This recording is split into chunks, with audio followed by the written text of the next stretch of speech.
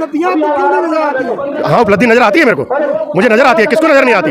आज मेरे में, हर इंसान में जाति जाति के अंदर दो टुकड़े कर दिए गए हैं, इससे बड़ी उपलब्धि क्या हो गई? आज हर नौजवान सड़क के ऊपर है, इससे बड़ी उपलब्धि क्या हो गई? 40,000 करोड़ नौजवानों की नौकरी कोरोना काल में छूट गई, ये बहुत बड़ी उपलब्धि है। और आज हिंदुस्तान गरीबी की रेखा में सबसे नीचे है, ये बहुत बड़ी उपलब्धि है। आपने कभी अपने चैनल पे आपने खुद कभी कहा कि मोदी जी नंबर 1 है, रामराज का उनको मतलब पता है? बट साहब, जिस तरह से आवाज उठ रही है दिल्ली के जंतर मंतर से संविधान बचाओ की, क्या कहेंगे इसके? वो अपने देश से प्रेम करता है, हर उस राष्ट्र भक्त की, कि वो संविधान को बचाने के लिए आगे आए। संविधान को धज्जियां उड़ाना, संविधान के अनुसार कार्य ना करना, ये सिर्फ राष्ट्रद्रोही ही कर सकता है। और मैं बिल्कुल अपने यहाँ से कह सकता हूँ कि जो काम आज हो रहे हैं, जो काम मौजूदा सरकार कर रही है, वो एक राष्ट्रद्रोही वाले काम कर रही है। राष्ट्र एक संविधान, एक पुस्तिका जिसके अनुसार हमें हमारे हिंदुस्तान को चलाना है, उसके अनुसार वो नहीं चल रही, तो वो सीधे सीधे राष्ट्रद्रोह की हकदार वो है। लेकिन वो तो कहते हैं देश धर्म बचेगा तभी देश बचेगा। देखिए, संविधान हमारा धर्म की आज़ादी के ऊपर बात करता है, लेकिन सब धर्मों की बात करता है, किसी एक धर्म की बात नहीं करता, एक इंसान की बात नहीं करता, हर इंसान की बात करता है। वो गरीब की बात करता है, वो मजदूर की बात करता है, वो महिला की बात करता है, वो नौजवान की बात करता है, वो किसान की बात करता है, वो छात्रों की बात करता है। लेकिन कहता है कि देश विकसित होने वाला है। अच्छा, अभी तक विकसित नहीं हुआ है, अभी विकासशील है।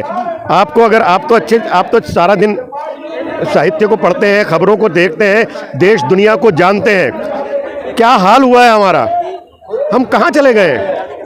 गरीबी के अंदर 107 देशों में हम कहाँ पे, कौन से नंबर पे हैं? ये विकसित की निशानी है, ये विकासशील की निशानी है।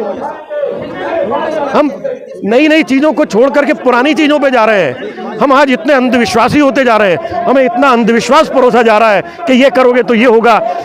क्या उस पढ़ने लिखने का ये कैसा विकास है? हम ये विकास कौन सी तरफ ले जा रही है सरकार?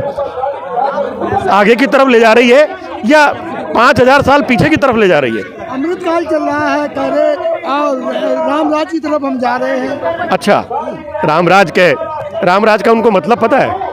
रामराज जो कहता है, उसका कहना है कि हम सब एक समान हैं, सबको एक अधिकार है, सबको खुशहाली मिलेगी। क्या आप देख रहे हैं? मैं अभी आज एक पढ़ रहा था कि यूपी के अंदर जितने भी पदाधिकारी हैं वो एक ही समाज के हैं, एक ही समाज के हैं। और क्या हाल बना दिया है पूरे हिंदुस्तान में। आज ये जो आप यहाँ जंतर मंतर पे देख रहे हैं, मेरे ख्याल में 20-25 प्रोसेशन यहाँ हो रहे हैं। हिंदुस्तान में आज हर कोने में, हर शहर में, हर जगह इस सरकार का विरोध हो रहा है। जहाँ इनकी सरकारें हैं वहाँ पेपरों का लीक हो जाना एक आम बात है। मतलब एक रोजगार, जब एक रोजगार, वैसे तो शोर मचाते हैं कि हम रोजगार देंगे, लेकिन जब रोजगार की बात आती है और जब पेपर होते हैं, उस पेपर को लीक कर देते हैं। अरबों खरबों रुपया उसके अंदर इकट्ठा किया जाता है फार्म के नाम पे। हाल NDTV का हुआ, वही हाल हो सकता है BBC का भी करे। लेकिन सरकारी मीडिया है, आप जैसे हौसले वाले नौजवान, सच में कहता हूं कि आप जो चलाते हैं, आप जैसे नौजवान जिस तरह से मीडिया को आगे लेके जा रहे हैं, आप यहाँ की सड़क की बात लेके जा रहे हैं पब्लिक के अंदर पहुँचाने के लिए, इसके लिए मैं आपको सैल्यूट करता हूँ। और हर नौजवान, हर गरीब, हर महिला, हर मजदूर, हर किसान आपको सैल्यूट करेगा, क्योंकि आप इस बात को पब्लिक तक ले जाएंगे। अब मैं आपके सवाल के ऊपर आता हूँ कि मशहूर, आपने कभी अपने चैनल पे आपने खुद कभी कहा कि मोदी जी नंबर 1 है? मुझे नहीं लगता कि आपने कहा होगा, अगर कहा है तो बताएं आप। तो जो मर्जी मीडिया है उनका, सरकारी मीडिया है, जो मर्जी चलाए। मैं आपको कहता हूं कि इस बार जो हालात हिंदुस्तान में इस वक्त हो रहे हैं, जो हर जगह प्रदर्शन, हर जगह विरोध, हर जगह, हर सड़क के ऊपर विरोध हो रहा है, जिसका नज़ारा आप एक छोटा सा नज़ारा इस छोटे से 500 मीटर के इलाके के अंदर देख सकते हैं कि यहाँ पे ये कहाँ से आई हैं। जरा देखें इन महिलाओं को, देखें इन नौजवानों को, देखें कहाँ से आए।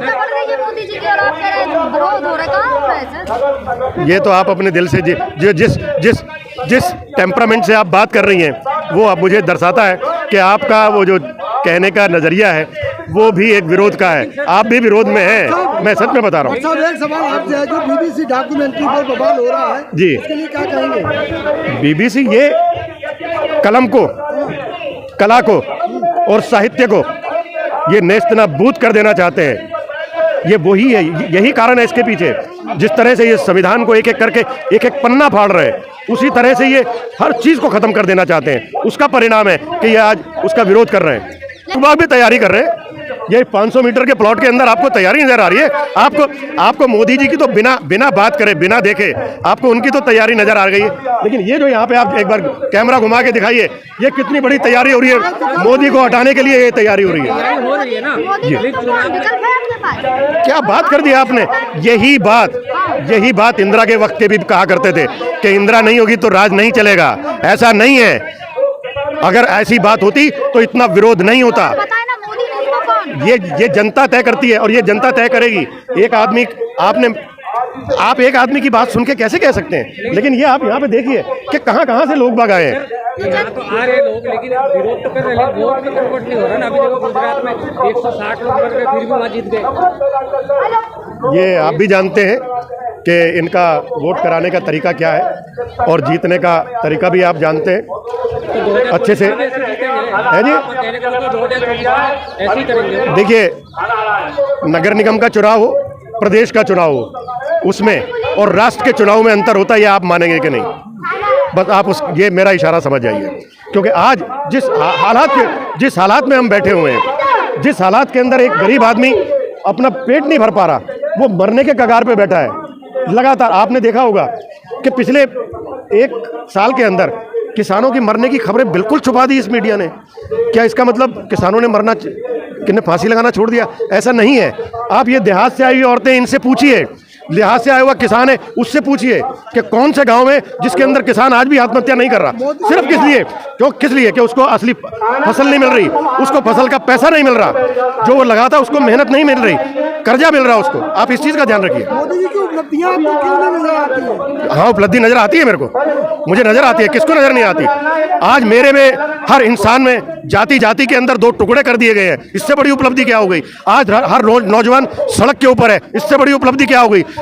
40,000 करोड़ नौजवानों की नौकरी कोरोना काल में छूट गई। ये बहुत बड़ी उपलब्धि है। और आज हिंदुस्तान गरीबी की रेखा में सबसे नीचे है। ये बहुत बड़ी उपलब्धि है। क्या क्यों नहीं आती नजर? सबको नजर आती है।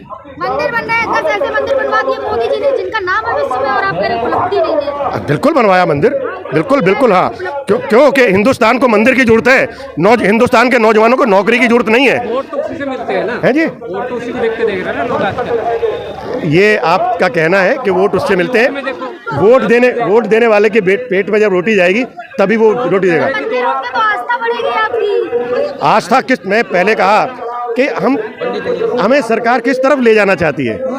अंधविश्वास की तरफ ले जाना चाहती है या आधुनिकता की तरफ ले जाना चाहती है? ये आधुनिकता नहीं है हुजूर, ये सिर्फ अंधविश्वास है, सिर्फ अंधविश्वास।